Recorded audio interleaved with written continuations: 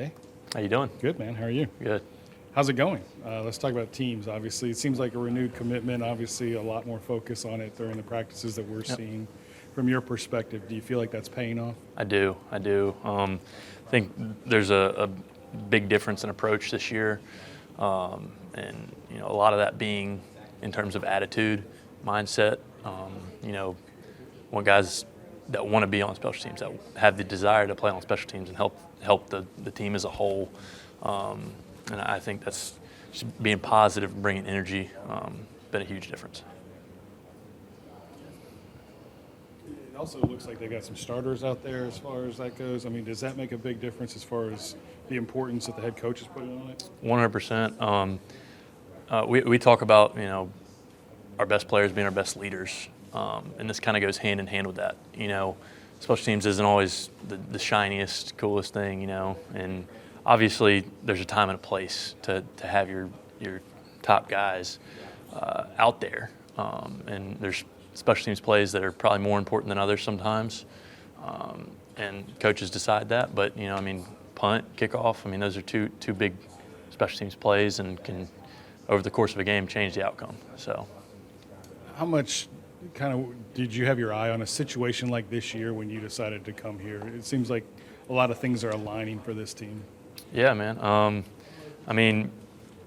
I think just as a whole, taking the steps from last year to this year, and everybody, not just special teams, there's a lot of maturing.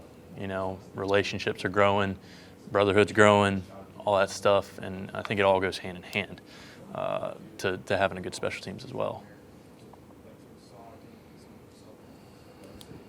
Coach Diaco, Yes, he's kind of stepped to the forefront. I don't know how much we knew about him before, but we hear him and see him every day now. So what kind of coach is he? I love him. I don't think there's a more energetic guy in our building. Brings life to our meetings, and guys are excited to come to special teams meetings. They're excited to play special teams. I think that's a big deal. The energy that he brings and the positivity that he brings, and just the way he's able to articulate that, guys want to play for him. So I've really enjoyed him. I think he's a great coach.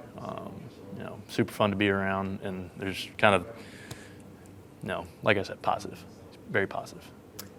I've looked at that video many times, the end of the Florida State game last year, season opener. You guys all had a look of shock, right? Me too. Yeah. In those games, can you speak to me about how special teams make such a big difference, hidden yardage and all those things that you guys talk about? Yeah. Looking back on last year, just about every game that we lost. Florida State, Tennessee, A&M probably had some too, and Georgia. There's major issues on special teams all the way around, and I think back to the Georgia game. If it wasn't for probably one or two different plays, we're within 2-score game. That changes that game. Tennessee, same thing, and Florida State, obviously. So obviously, right there is huge emphasis and huge importance, and I think that's exactly why we got to be better with it this year.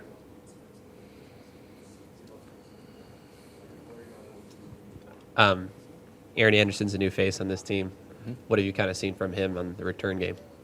Super athletic, slippery, quick speed, tight spaces, all that stuff.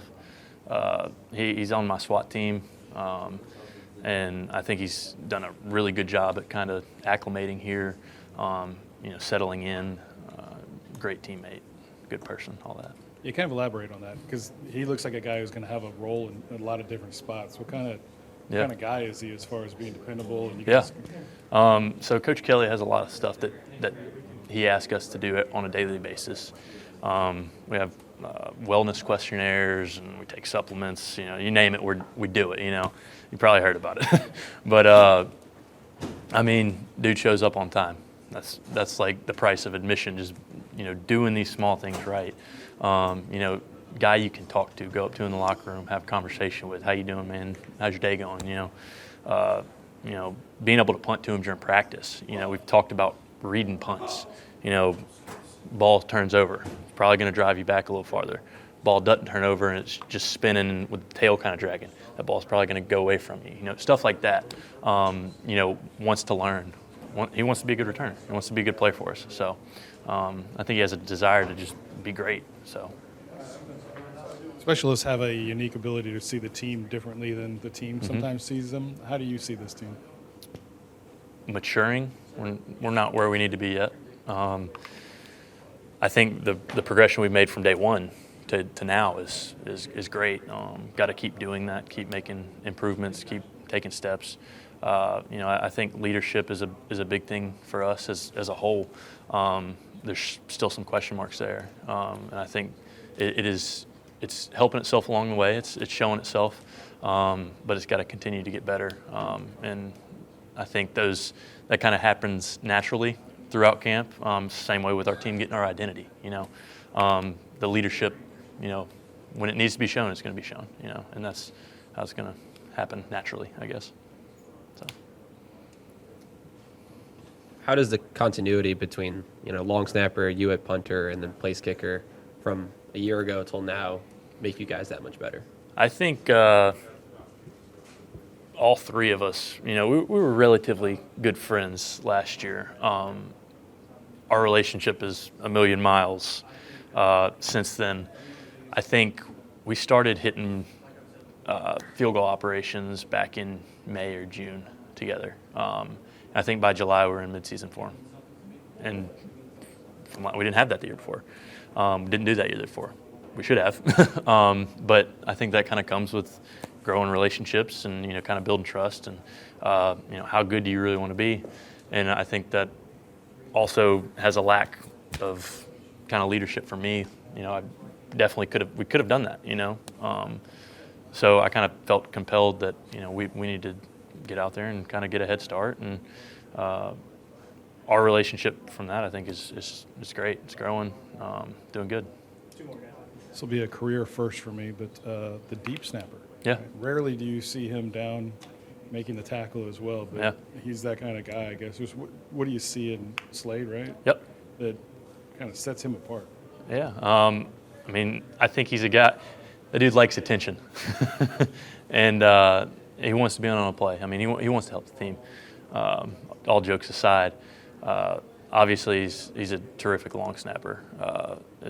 Really good hitting spots, and athletic enough to run down the field. Probably more athletic and quicker than most of your long snappers. So being in on a play is huge for him, and a lot of places may block him, or they're just going to go ahead and mark him out and say he's getting blocked somewhere down the field. Like, we're counting on him to be down there because that's the expectation, because he's good enough to do that. So. I think we asked you this last year. We had a chance, but now that Brian Kelly's been here for over a year, have you noticed any differences from him in Baton Rouge versus the coach that you had in South Bend? He's a lot looser. I've always thought he was a great man, good person, and he's always been good to me. But it's so easy to talk to him, and he'll tell you what he's been doing, ask you what you've been doing, and I think he's really enjoyed being in Louisiana, from what I can tell, and he's taken up some new stuff. And my understanding is he likes to fish now, try to when he can. So that's kind of funny, but I think it's a little brighter out here, there's a lot more sunshine, so kind of brings some happiness.